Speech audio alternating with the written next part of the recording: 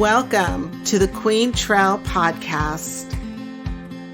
Meditation doesn't have to be sitting still and having an empty mind. The journey is such a beautiful thing because we are all on a journey. You want to make sure you have some kind of distribution plan, or at least have an idea of it, because you can make this really amazing film and it only gets seen by your family and friends. Old Hollywood is still intact.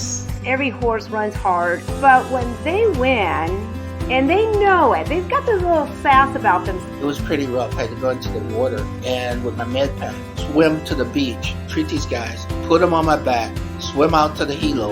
And I'm like, oh my God, I've never seen those before. And I said, what are those? And before I could even finish the sentence, she said, oh my God, you didn't touch them, did you? Even if monarchs go away and we never see one again, because there never will be monarchs again if they die out, it is just a little indicator of larger threats. My dad said, so what were you guys doing in the desert? I said, we were taking nude photos. Hey everybody, welcome back. I hope you had a great week since the last time that we got together. I am finally feeling a lot better. I'm over the whole COVID thing, but I have a little story that I have to tell you. It's just like the craziest thing that happened. So last week I shared that my credit card got hacked. The text came through from the fraud alert department for that particular credit card on the first night that I was in Korea. So it wasn't the way that I really wanted to start my vacation, but we got it all taken care of. We went through the whole entire trip. Everything was great. I was checking my accounts. I came home. I thoroughly checked my accounts. Everything was good. There was absolutely no fraud. The problem is that while I was away, there were accounts that charged monthly or yearly fees against the credit card that I had closed out. And so I had all of these emails. Well, not a lot. I had like 3 of them. But I had these emails that said, hey, you need to update your account information. Like my phone bill. The phone bill didn't get paid. So one of them is a subscription. It's completely optional, does not have to be renewed. And they were letting me know that they could not renew the yearly fee. I thought, when I have a minute, I will update that. Like, it's not as pressing as making sure that my phone bill gets paid. So maybe 3 or 4 days later, I thought, I really need to pay this. And I was going to when I get a text that a charge has been made against a credit card that I've never given them, that I opened after the last yearly payment, so they don't even know about this card. And I'm like, oh my God, all of my information has been breached. Somebody got into, like, I don't know, my IRS account or something like that, where they've got all of my information. This is not good.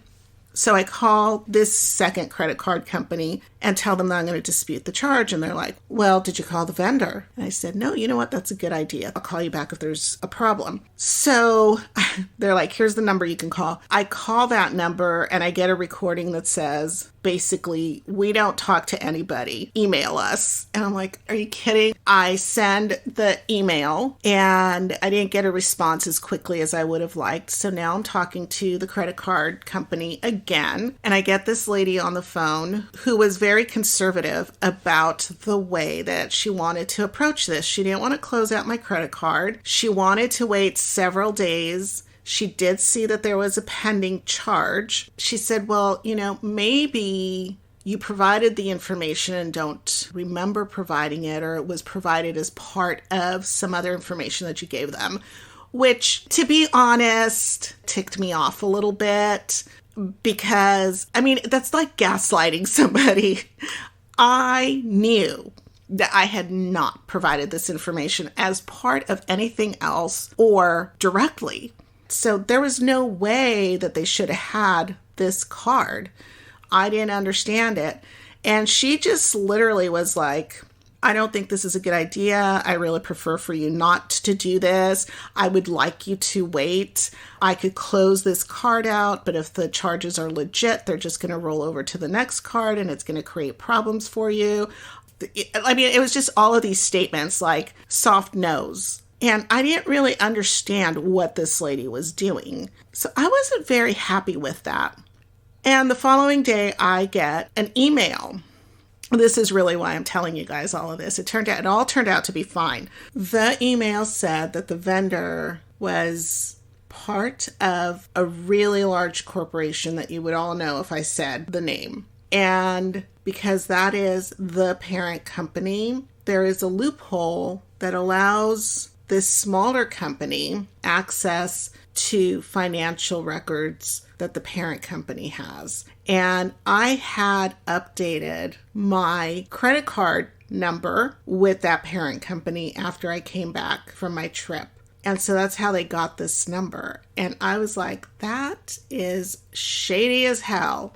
And so, of course, I have to call the credit card company back. Do you see how much time is wasted? I mean, I didn't have to, but my understanding was that they were going to launch an investigation. And now that I had the information about how the vendor got my credit card information, I just wanted it stopped. I didn't want to have to deal with this anymore.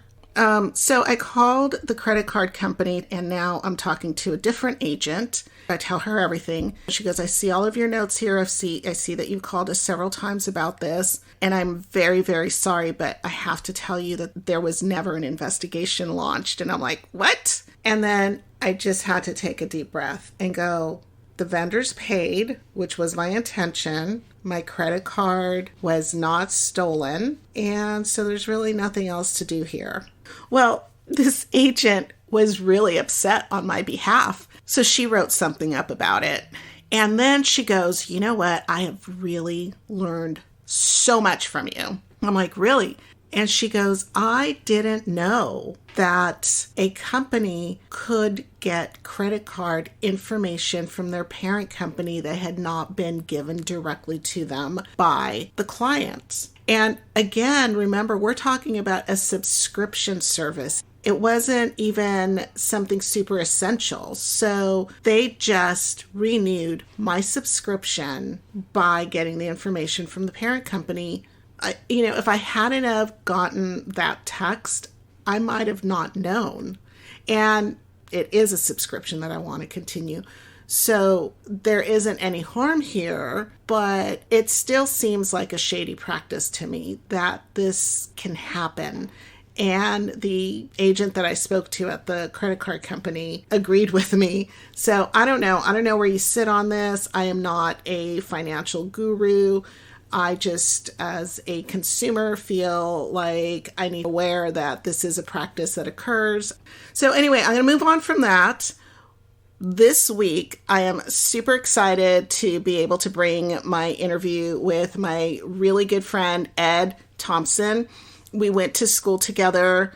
He is a aircraft fabricator. He lives off the grid. He's an adventurer. He's like such a joy to talk to. And so I really hope that you enjoy this episode.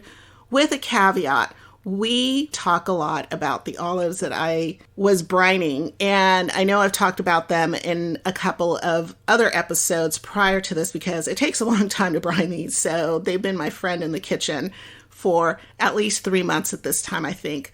And they were at a very critical stage when we left on our trip. And we were gone for much too long. And so when I came back, they were ruined. I had to throw the whole batch out. So I do not have olives this year. I'm hoping to try the whole process all over again next year and be able to share some with my friends. But in the meantime, please grab a cuppa and join Ed Thompson and me in the company of friends talk. Enjoy. He was standing by the dance floor, and I was like, who is that? I was like, I don't remember her. And so I went up and talked to her, and I was like, you weren't in my class, were you? And she goes, no, I was in the class after us, And she said that they opened it up to all years right before the reunion. So she got an invite. And I thought I would have still remembered her, but she was in AP classes. So she went through high school with like the same 28 students or 24 students or something, like in every class. Every now and then they'd have a class, and she called it the general population. She'd go, oh yeah, it's a general pop class. That's so funny. Health and PE were like the only classes that she ever had that were with all the other students. Otherwise, it was the same students in every class, all through her high school. When you said that that's where you met her, I'm like, wait a minute, she went to school with us? Because I don't remember her either. Yep, she was a year behind us. Wow, that is so cool. So you never thought of going to a reunion at all, and then you meet your future wife there. Yep. It worked out well. She gave me her number, and it was funny because she gave me her number, and then whenever somebody gives me their number, I usually call it right away, so they have my number also. Mm-hmm. And so she gave me her number, and I put it in the phone, and then I hit dial, and it rang in her pocket, and I was surprised. I was like, oh, you gave me your real number. That is so funny. Oh my God. Why wouldn't she? I mean, it's Ed. Well, well, I don't know. I guess I was used to, I was very awkward around girls growing up, into my 30s probably. That's funny.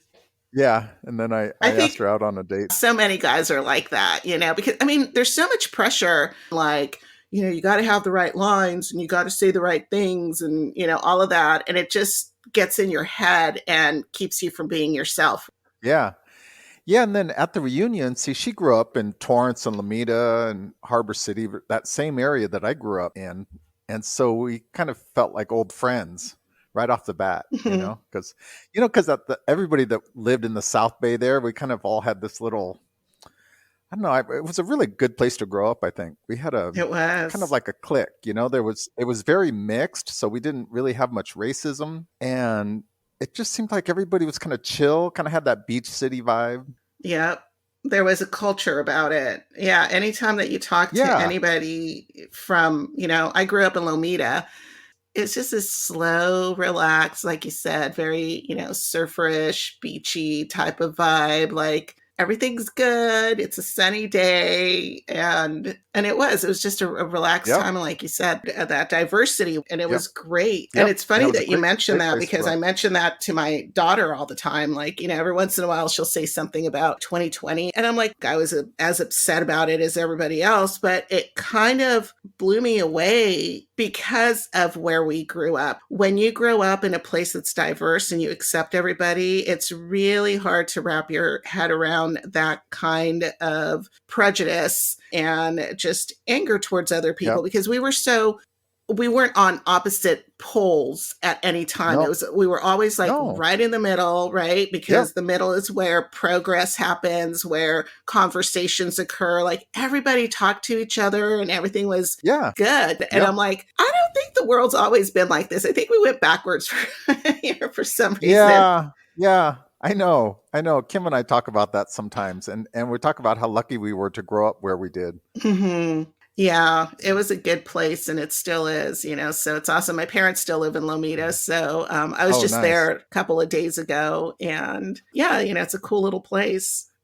Yeah, now we live up in Tehachapi, a couple hours north of there, but we just visited there about a month ago. Kim's uncle still lives there, and we went out some of our old spots where we used to eat. And we're looking for the old landmarks, and some of them are gone. The place is a little more crowded than it used to be, right? But and man, houses are $1 million each now. Yeah, the prices have gone up, and places where the mom and pop store is gone. Yeah, definitely the landscape is changing, but I think that core of it is still here.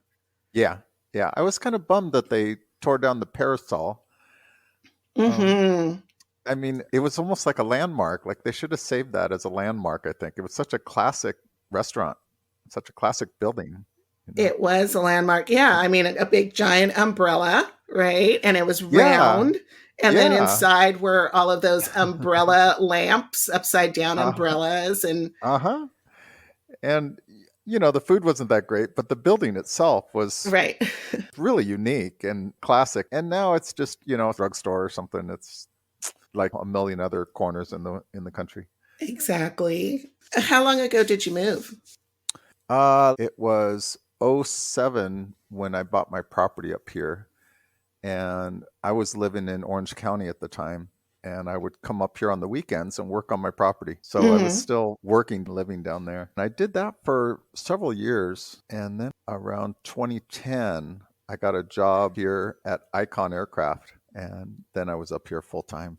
Were you working on planes? Because I know that like you've worked on some really amazing planes, but were you working on them prior to that? No, I was like a cars and motorcycle guy. Uh-huh. And I had some general fabrication experience. I had met a friend up here. He ran the Napa Auto Parts up here, and I rode in on my motorcycle one day, and he was like, "Hey, I'm looking for a riding buddy," and I'm like, "Well, me too." So we kind of hit it off, and we started going on rides. And then he sent me this link to Icon Aircraft. It's just a small startup right here in town, and I was like, "Oh, that's such a cool airplane," you know? Yeah. So I went and knocked on their door, and I was like, "Hey, you guys hiring?"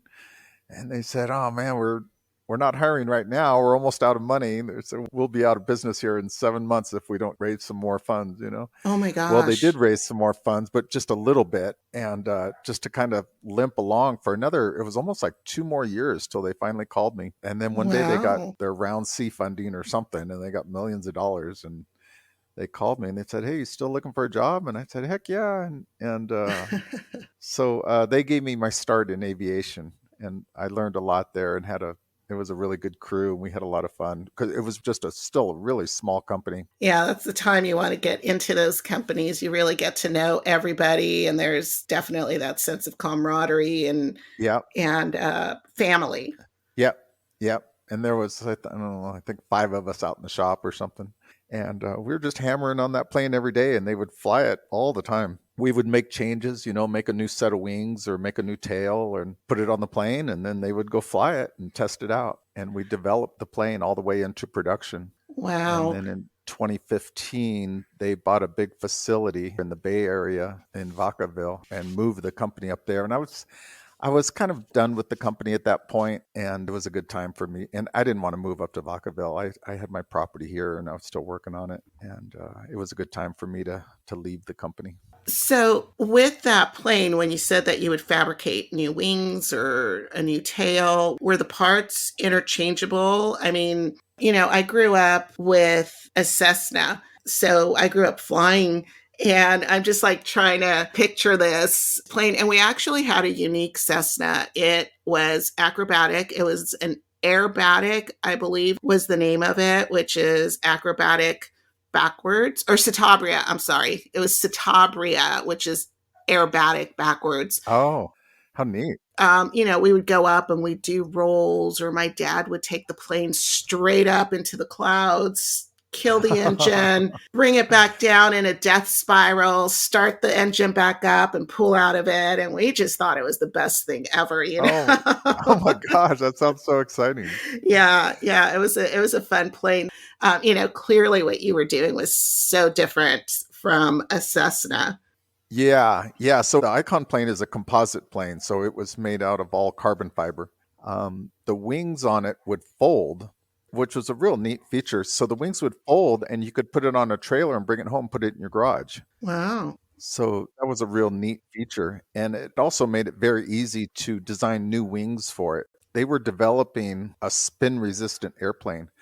So what that means, when you reach a certain speed, like you can fly a plane and it'll go slower and slower and slower. You cut back on the throttle and you're going slower and slower till finally it reaches that point where it doesn't have lift anymore and it just kind of falls out of the sky. No, it'll go into a stall and go into a dive. And the Icon plane, they designed it to not do that. So what would happen is it would go into a stall, but you could still fly it.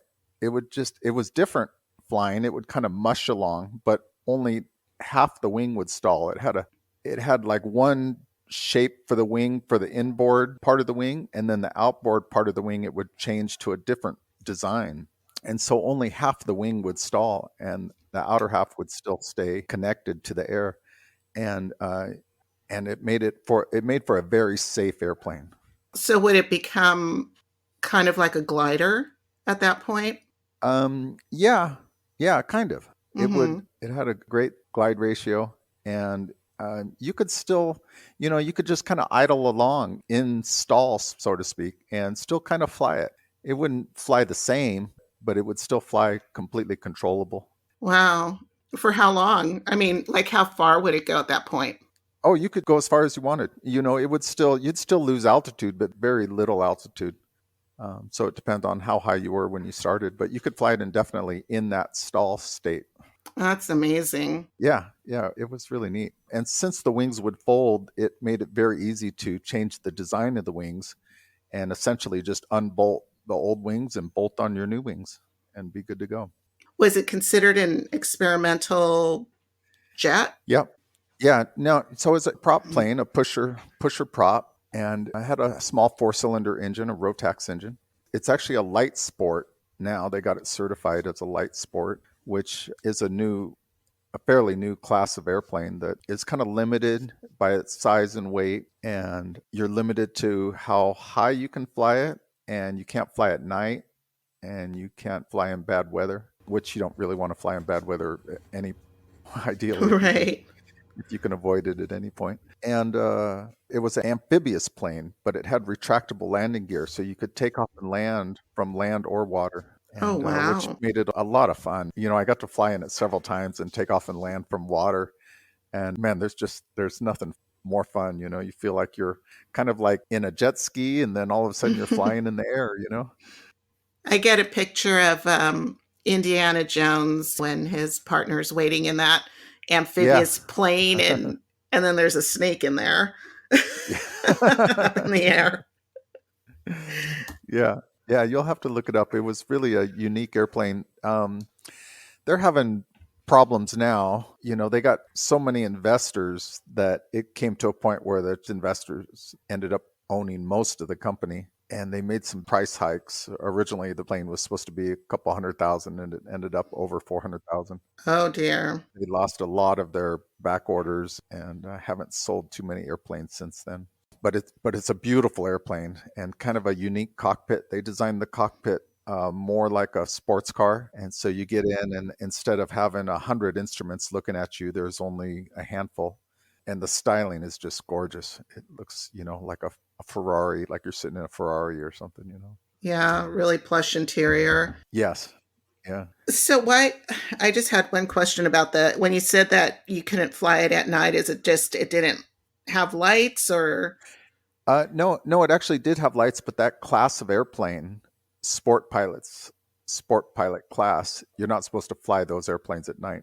Oh. The sport pilot is kind of an in-between class. So I don't know if you're familiar with an ultralight. You see some guys that, have these little airplanes that are powered by little tiny motors, and you don't even need like any license to fly those. They're almost like powered kites or something, And sport pilots is kind of in between. The license only takes 20 hours of instruction to get.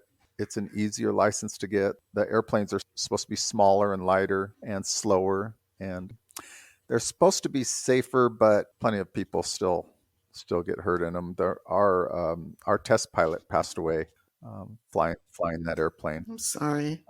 Yeah, it was after I left the company, and he was flying. One of the problems with that type of flying, it was designed to be a lot of fun, and so low altitude flying right near the water's edge is really a fun type of flying, but it's also the most dangerous type of flying. And he was flying up by Lake Berryessa up north, and he turned up this canyon, and they think that he made a mistake and turned up the wrong canyon and got in trouble real quick and hit land. And him and his passenger passed away. Oh, that's so tough. And, Yeah. Out here we get a lot of that because Torrance Airport is nearby. Yeah. So, there's planes going there and taking off all the time. So we constantly hear about it. And I'm assuming out there in Tehachapi, there's airstrips near you where the same sort of thing. You live near them, and so you know how dangerous it is to fly planes. Yeah.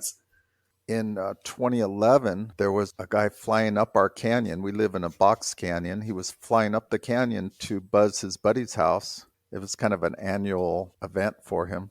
And on this certain weekend, it was a hot weekend. When the temperatures are high, you have less lift in your airplane. And he didn't have enough lift to turn around and get out of the canyon and crashed. Oh, gosh. And him and his passenger passed away. And then the plane crash started a fire that ended up burning 14,000 acres. Oh, and my about gosh. 30 homes, including our little place, and we lost I everything. remember that. Yeah, it was a bad day, and we just had to kind of start over. You know, we cleaned up the property, and Kim was working for a wind turbine. They were a wind farm construction company at the time, and they came out on the weekend a couple weeks after the fire with a bunch of bulldozers and water trucks and about 20 guys, and they cleaned our property up for us tremendously, saved us years worth of work. That's amazing. We had started to build our house. We were living in a little Airstream trailer at the time, and we bought another Airstream because that one we lost it in the fire, and pulled it out to the property and kind of started all over again. Wow. And have you built up from that since? So yeah, mostly I just keep buying property. So whenever I hear about another property that comes up for sale that adjoins ours, I've been purchasing it just to kind of expand our property so I don't have to worry about neighbors, you know. And so we're still in the process of building a house, but it's going kind of slow. And we stay up there. We have an Airstream trailer and we have a mobile home up there. Oh, nice. And we have our gardens, and I'm always working on our infrastructure, our power system and our water system because it's completely off grid. So we generate our own power. Yeah, I was going to ask you about that. Is it sun panels that you're using? Yeah, solar panels. And then we have a battery bank. I use a lithium iron phosphate battery. It stores enough power for about 3 days. So if we have a storm that lasts more than 3 days, sometimes I have to start the generator. But otherwise, the solar system works great. I love it. And we get all the power we need from it. That's awesome. And I know you've got goats and chickens and like a actual farm going there. Yeah. And we had a wild turkey that came to live with us for a while. Oh. And we named her Gobbles. And she was so cute. I think when she came to us, she was kind of henpecked, like all her tail feathers were missing, and she was a really small wild turkey. And I did a little research and found out that often the smallest turkey in the flock will get picked on by the other hens. And till finally one day they just get fed up and said, I'm out of here. Screw you guys.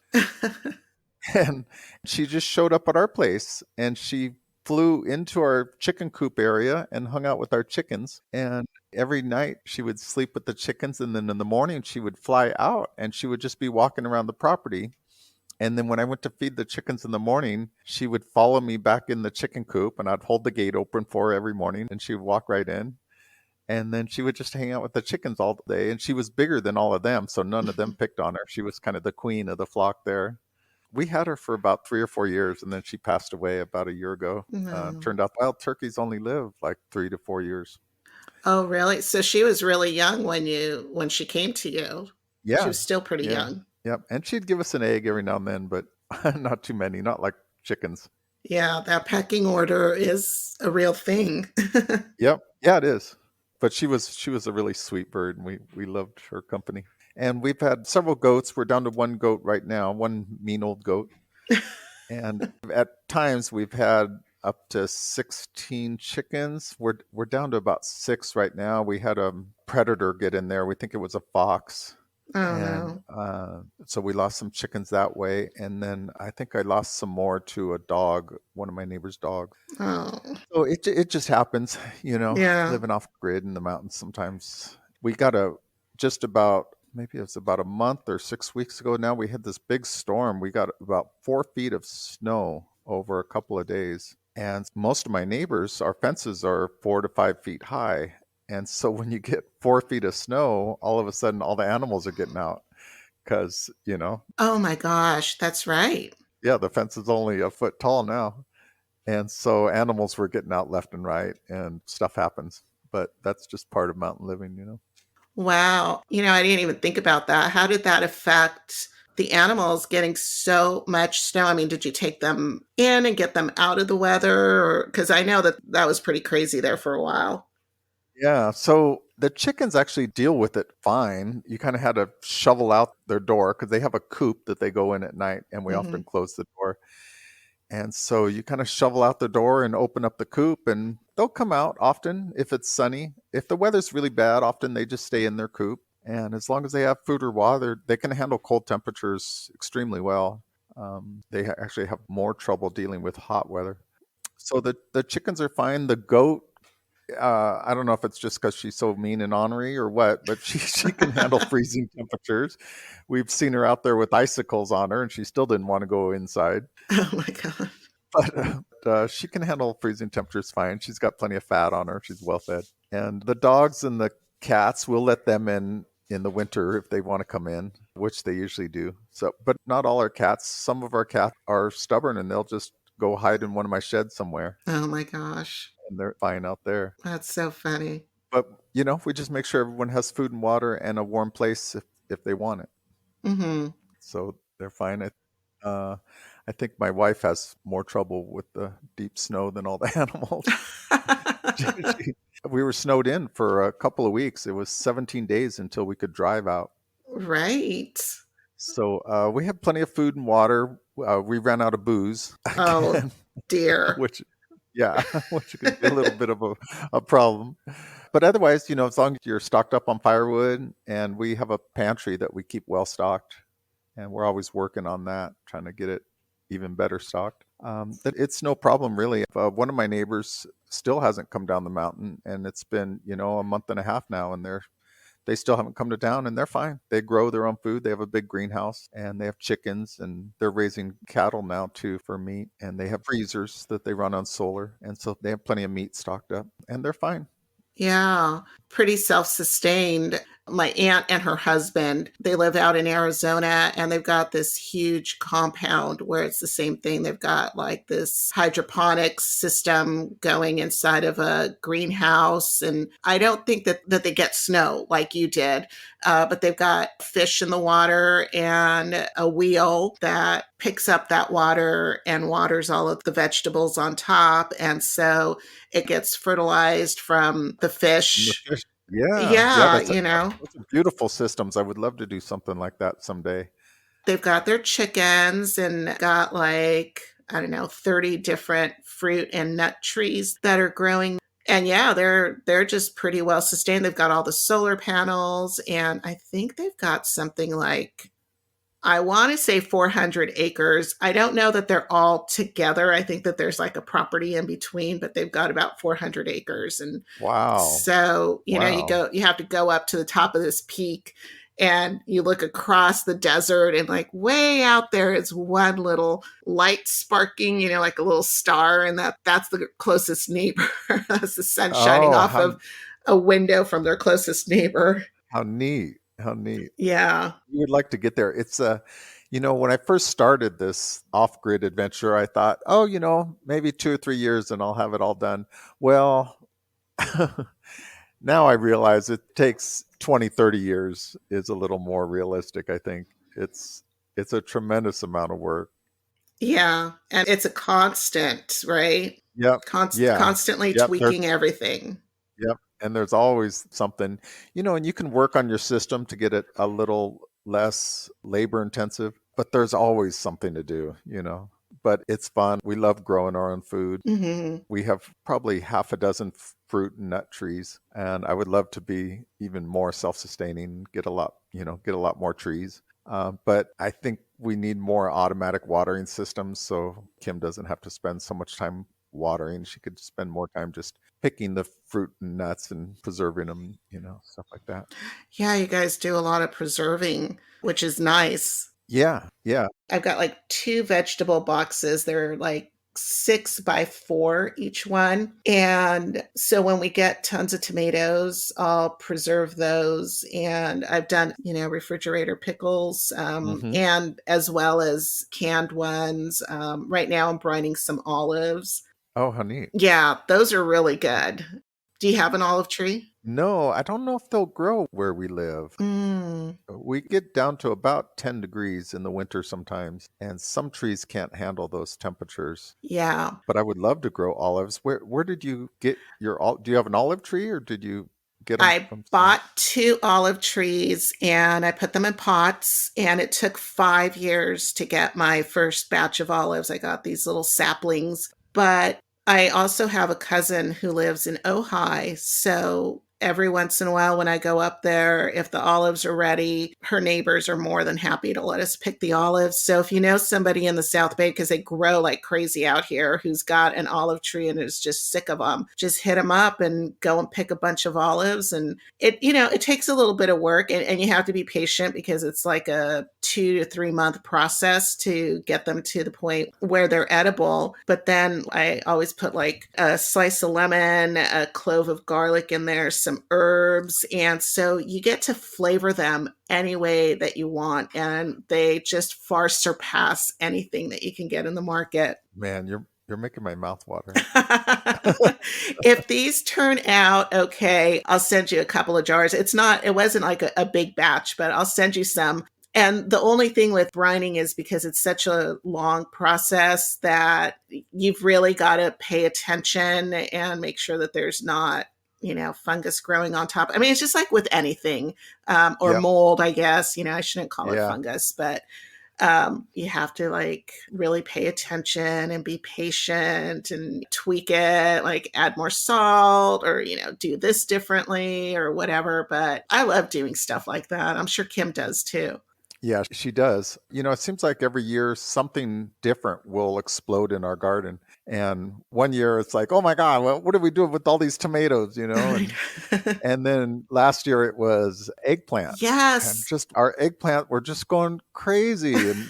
And it was like that scene in Forrest Gump where it's like sauteed eggplant and buttered eggplant and breaded eggplant and eggplant stew and right.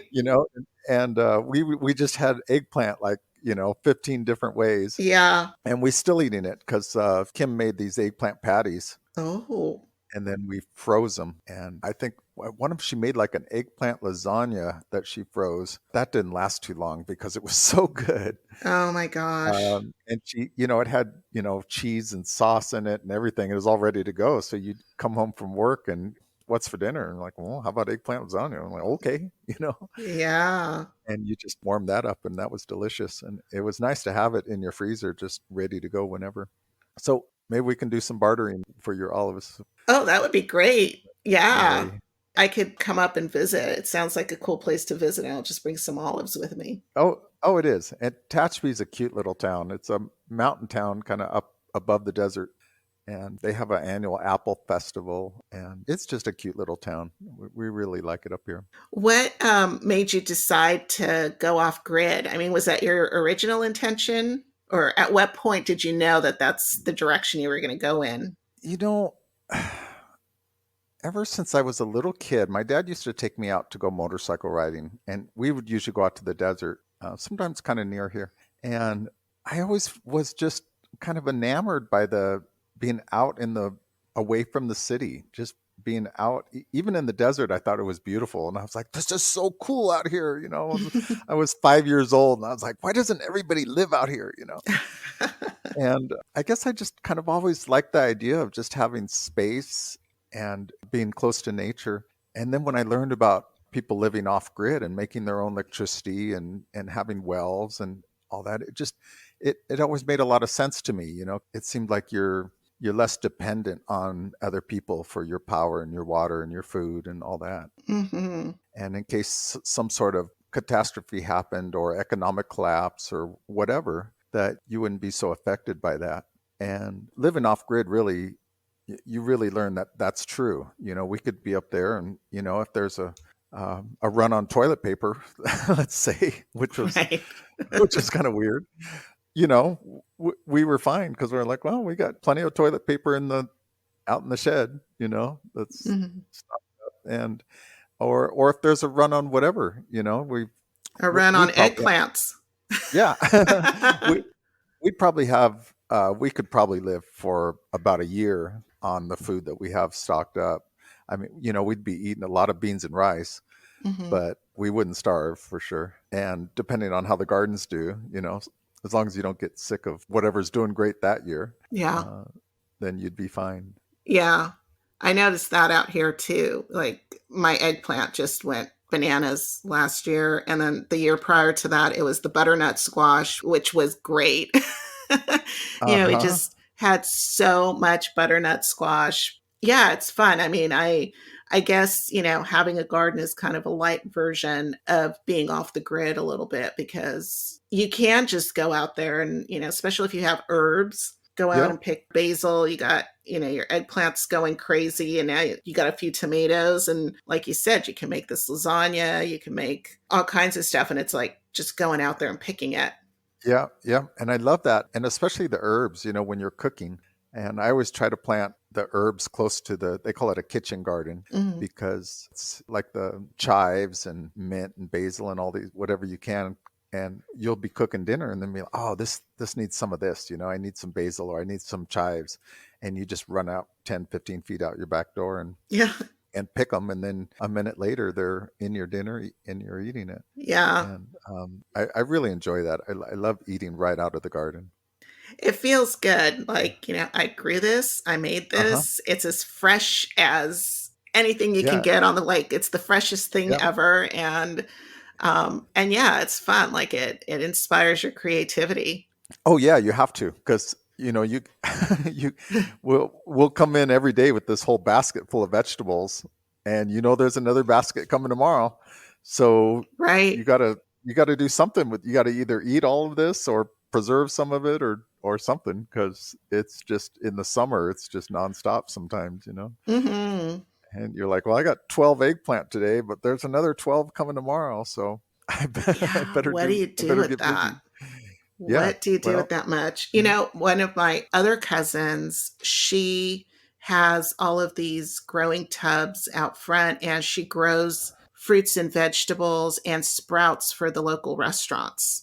So Oh, she nice. started a business doing that. So I mean, like, that's something that you guys could totally do. And then they had an apiary for a little while, so they were getting fresh honey, but that's like a whole other thing. Um, Yeah. you got to go to classes, and it's expensive to start that, but it was pretty cool. And it took them a while to get that going, but I was surprised when I went to her place, and I'm like, this is all the space. It wasn't, she didn't need a whole lot of space to grow these sprouts. And she's over by downtown Ventura. So there's all of those little organic restaurants down there. And she was growing the Oh, sprouts for a lot yeah. of them. That's a great idea. I love that area too. Hmm. Yeah, it's a great place. So, what are your plans in the future with the property that you're amassing now? Are you going to have planes there as well, or a shop that you're going to be working on fabricating at? Well, originally that was my plan, to build a big shop there, but this business venture came up that kind of came with a shop in Mojave, which is about 30 minutes from my place down the hill at the Mojave Air and Spaceport. It came with a big job, and they said I could take over the hangar. So I'm like, well, great. This is working out great. I Wow. was working in Colorado for a bit for a company called Boom Supersonic that's building like a modern Concorde. They want to bring supersonic commercial jet travel back to the world.